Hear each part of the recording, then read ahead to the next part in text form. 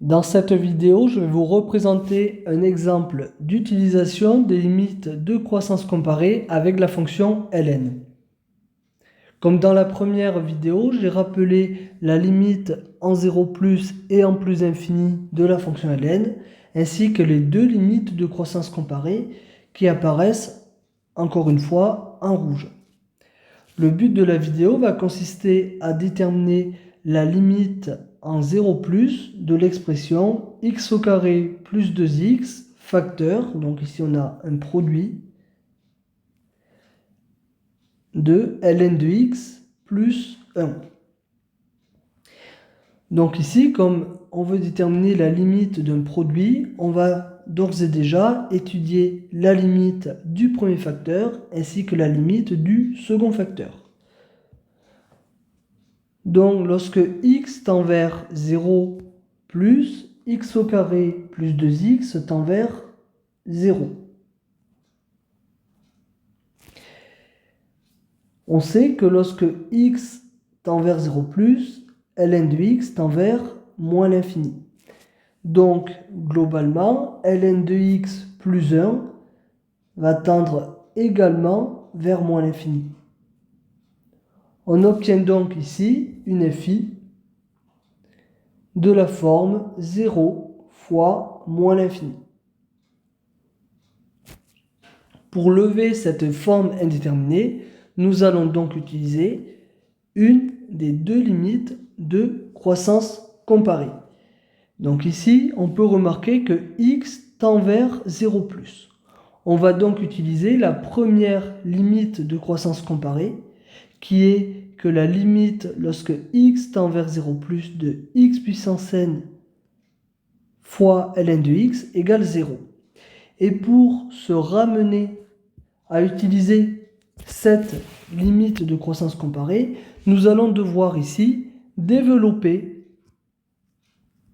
l'expression x au carré plus 2x facteur de ln de x plus 1, puisque cette expression nous est donnée sous sa forme développée, factorisée, puisqu'on a un produit.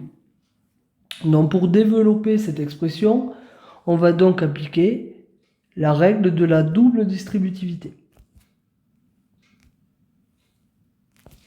Et cela va nous donner x au carré facteur de ln de x plus x au carré plus 2 facteur de x ln de x plus 2x.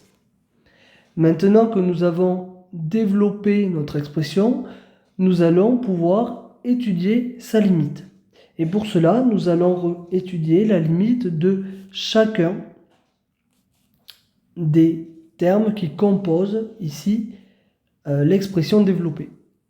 Donc, vous remarquez que ici, le premier terme est exactement le terme de la première limite de croissance comparée. En effet, d'après la première limite de croissance comparée, on sait que lorsque x tend vers 0 plus, x au carré ln de x tend vers 0.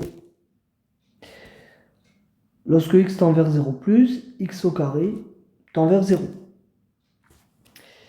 Dans le troisième terme, vous remarquez que l'on retrouve également un terme similaire à celui de la première limite de croissance comparée. En effet, lorsque x tend vers 0 plus, x ln de x tend vers 0. Et enfin, pour le dernier terme, 2x, lorsque x tend vers 0 plus, tend vers 0. Donc, globalement, par somme, la limite de notre expression initiale tend vers 0. Donc, ici, on peut l'écrire comme ceci. Par somme, la limite de x au carré plus 2x facteur de ln de x plus 1 lorsque x tend vers 0 plus vaut 0.